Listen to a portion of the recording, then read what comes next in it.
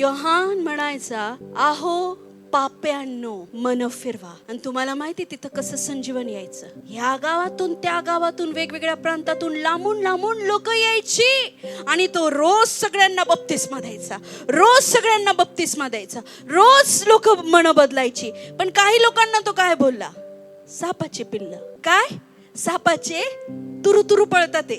अहो सापाच्या पिल्लांनो म्हणजे शैतानाच्या मुलांनो, तुम्हाला आगामी येणाऱ्या नाशापासून तुम्ही वाचाल असं तुम्हाला कसं वाटलं?